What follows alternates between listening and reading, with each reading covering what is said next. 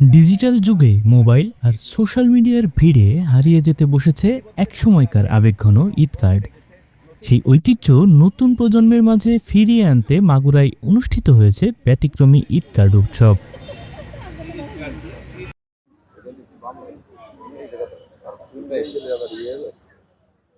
পবিত্র ঈদুল ফিতরকে সামনে রেখে মাগুরা সরকারি উচ্চ বিদ্যালয় প্রাঙ্গণে অনুষ্ঠিত হয় ঈদ কার্ড উৎসব 2026। সৃজনশীল সংগঠন পরিবর্তনে আমরাই এর উদ্যোগে তৃতীয়বারের মতো আয়োজিত এই উৎসবে অংশ নেয় প্রায় 2 শতাধিক শিক্ষার্থী ও বিভিন্ন বয়সী মানুষ।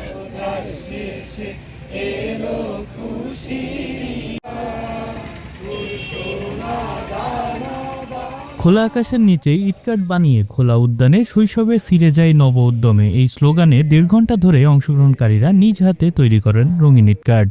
এক সময় ঈদের যে শুভেচ্ছা বিনিময় হতো সেটা ঈদ কার্ডের মাধ্যমে, এখন ডিজিটাল এই যুগে এখন SMS এর মাধ্যমে আসলে শুভেচ্ছা বিনিময় হয়।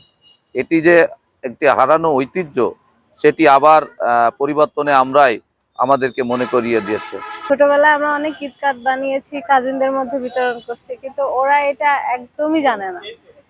এখন ওরা এটা করে অনেক আনন্দিত এবং ওরা নতুন একটা জিনিস শিখলো। আমার মনে হচ্ছে আমরা আবার সেই শৈশবে ফিরে গেছি। ঈদের আনন্দটা, ঈদ কার্ড বিতরণের মাধ্যমে যে আমাদের ঈদের একটা আনন্দের অনুষঙ্গ ছিল, আমরা সেরকম দিনে ফিরে গেছি। এখনকার প্রযুক্তির সময় এটাতে আমরা যেমন এটা থেকে অনেকখানি দূরে সরে গেছিলাম, আজকের এই উৎসবের মাধ্যমে আমরা মনে হচ্ছে সেই দিনগুলোতে ফিরে গেছি।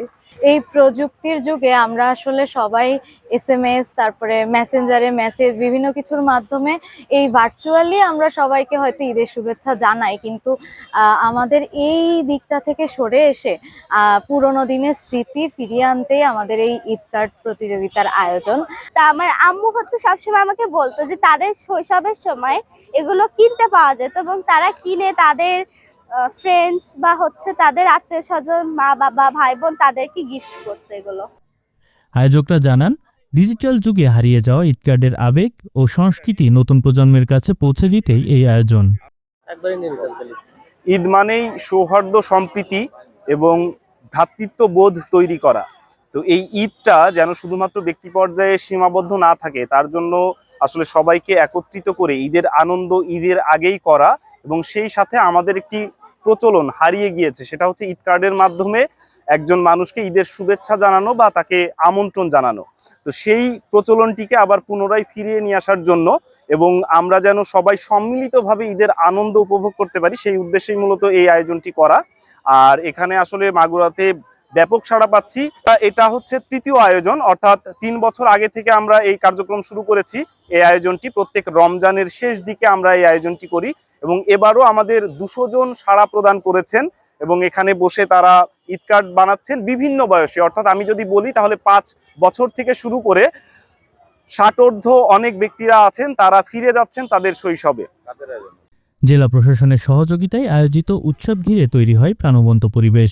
শিশু কিশোরদের অংশগ্রহণে পুরো প্রাঙ্গণ জুড়ে ছিল উৎসবের আমেজ। সামাজিক সংগঠন পরিবর্তনে আমরাই এবং জেলা প্রশাসনের সহযোগিতায় আমাদের আজকের এই ঈদ কার্ড অঙ্কন কম্পিটিশন, এটি একটি অভিনব উদ্যোগ। এর আগেও এই সংগঠনটি জেলা প্রশাসনের সার্বিক সহযোগিতায় বিভিন্ন কম্পিটিশন আয়োজন করেছে। এরই ধারাবাহিকতায় আমাদের সামনে যেহেতু রমজান মাস চলতেছে এবং আমাদের সামনে পবিত্র ঈদুল ফিতর এবং আমাদের একটি হারানো ঐতিহ্য হচ্ছে এই আমাদের ঈদ কার্ড কম্পিটিশন। আমরা বিভিন্ন সময় ঈদ উপলক্ষে আমরা প্রিয়জনদেরকে আমরা ঈদ কার্ড আমরা গিফট করে থাকতাম, কিন্তু এই আমাদের এই যে কালচারটুকু এটা হারিয়ে যেতে বসেছে। তো আমি এই পরিবর্তনে আমরা এই সংগঠনটিকে ধন্যবাদ জানাচ্ছি যে ওনাদের ঐকান্তিক প্রচেষ্টায় এই আমাদের যে মাগুরার স্থানীয় যারা আছে, আমাদের বিশেষ করে সোনামণিরা, তাদেরকে নিয়ে এই ঈদ কার্ড অঙ্কন কম্পিটিশন তারা আয়োজন করেছে এবং জেলা প্রশাসন এখানে সার্বিকভাবে সহযোগিতা করেছে। আমরা ভবিষ্যতেও এই সকল সৃজনশীল বিভিন্ন কাজ এই কাজে আমরা উৎসাহ দিতে চাই এবং এভাবেই আমাদের পড়াশোনার বাইরে আমাদের বাচ্চাদের মননশীলতা গড়ে উঠবে। প্রতিযোগিতা শেষে 3টি গ্রুপে 9 জনকে বিজয়ী ঘোষণা করা হয়। অংশগ্রহণকারীদের দেওয়া হয় ঈদের শুভেচ্ছা উপহার। ডিজিটাল শুভেচ্ছার ভিড়ে হারিয়ে যাওয়া ঈদ কার্ডের পুরনো আবেগ ফিরিয়ে আনতে এমন আয়োজন তরুণ প্রজন্মকে ঐতিহ্যের সঙ্গে নতুন করে যুক্ত করবে বলে মনে করছেন সংশ্লিষ্টরা।